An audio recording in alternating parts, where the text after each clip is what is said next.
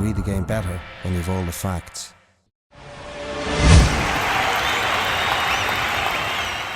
We welcome our guests in the Dublin corner. We have Kieran Whelan.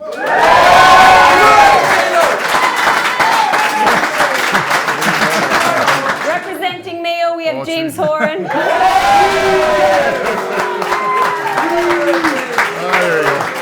And our two neutral voices tonight are Tomás O'Shea and Conor McLaren.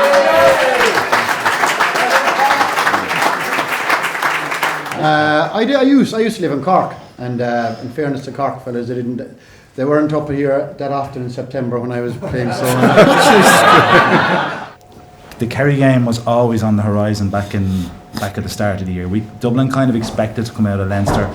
Kerry were expected to come out of Munster. Like, I knew he was going to have a free weekend this weekend. I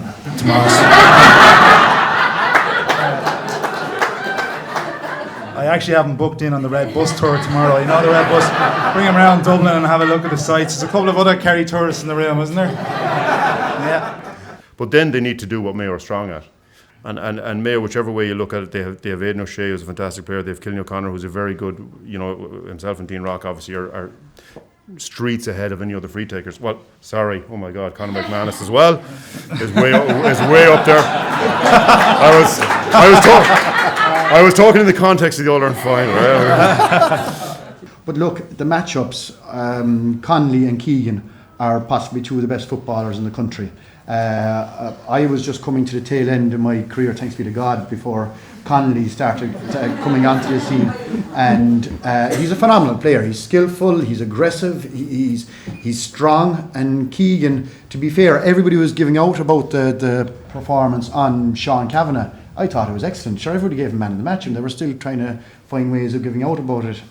So it's going to be interesting. The matchups, as you alluded to, are going to be like, if I was looking at Aidan O'Shea and Philly McMahon, that should be behind a paywall, like on pay for red button stuff, because that could be player cam, because Philly will poke him and poke him and poke him, and he'll get at him and at him and at him.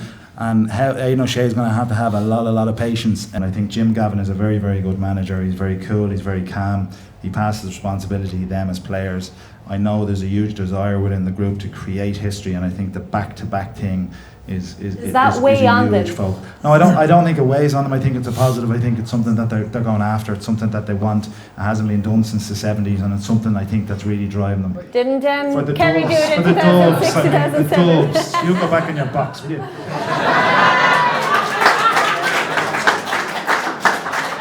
We haven't done it since the 70s. Make no mistake, that group of Mayo players believe that they can, if they perform like they can, that they'll win the game on Sunday. There's absolutely, that's unequivocal. That belief is there. Tomás, how will Mayo quieten the hill on Sunday? Well, those boys are there. I don't know. I'm not sure. Like, I think when it comes to Mayo, there'll be a lot more ifs with Mayo than there would be with Dublin to win on Sunday, I think. James said it, if Mayo play to the potential they can be devastating. Can they do it over the 70 minutes? It was thrown at Kerry that Mayo have a team that last longer and tackle harder and go the 75 or 80 minutes it is now nearly to win a game. And possibly they will, yeah. But there's so many angles they have to cover to nullify Dublin and then try to score themselves. I think the one thing Mayo possibly, and sometimes we used to set up as a defensive group, we used to set up and say, right, if we mark him and him, where their score is going to come out of. And I think when we used to play the likes of Tyrone, we found it very hard because they had 6 forwards that could actually score, and they had fellas coming from the defence, just like Dublin have right now. I think it's very hard to contain that Dublin team for 75 odd minutes. So I think it is possible. I think Mayo would have to have a huge game. I think they'd have to have something that they haven't had already this year. For the last how many years this team has been together, they have yet to cross the line, and they'll have that. But I think they have to have the cuteness and the kind of tactical awareness as well to beat the Dubs, and it has to be constant because, look, I stood down there on the sideline at half time during the Kerry, and I was fairly cocky at half time. 5 points up, I thought we were there, and I said I'd love to see in front of the whole stadium. I don't know what I was thinking actually at the time, but I'd love to see the hill quietened, and in fairness, they didn't quieten the hill anyway. The Dubs came out, and it's as if they love, in a perverted way, they love being on the ropes, the Dubs. Like, they will actually go for your throat then. And they came out and they scored the first 2 points within a couple of minutes. And I said, jeez, we're in trouble here. Do you know, they just have that power, like, no matter, they're a team that have, and we had it as well for a time. It didn't bother us if we went 2 or 3 points down against a team, whereas it might bother other teams. Do you know, and if the Dubs get 2 or 3 points on top of Mayo and keep driving it on, I'd worry for Mayo. But I would think, a lot of people think that Dublin have the possibility of whitewashing Mayo. They have. But I think Mayo will keep this very close. I think Mayo will be thereabouts at the very end. And if something special happens, they could get over the line. But there's too many ifs for me for Mayo to win. I'm just hoping it all comes together, and that I think it will be tight coming down the stretch. I think it'll be very, very tight, and just hopefully the ball bounces Mayo away in the end. There's no doubt that Mayo will go the distance in this game. You know, they will be there with 76, 77 minutes on the clock. Mayo will be thereabouts.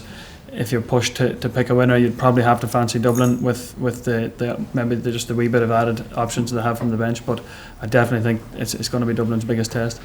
All-Ireland finals will bring pressure, and I think Dublin will be very composed on Sunday because they've been in this environment the last few years, and I think that experience will stand to them. So for me, listen, Hill is going to be alive and well come Sunday evening, hopefully at 5:30. To all of you for coming, we hope you enjoyed the night. My thanks to Tomas, to James, to Kieran and to Connor. We hope you enjoyed it. Enjoy the match on Sunday if you're lucky enough to be there.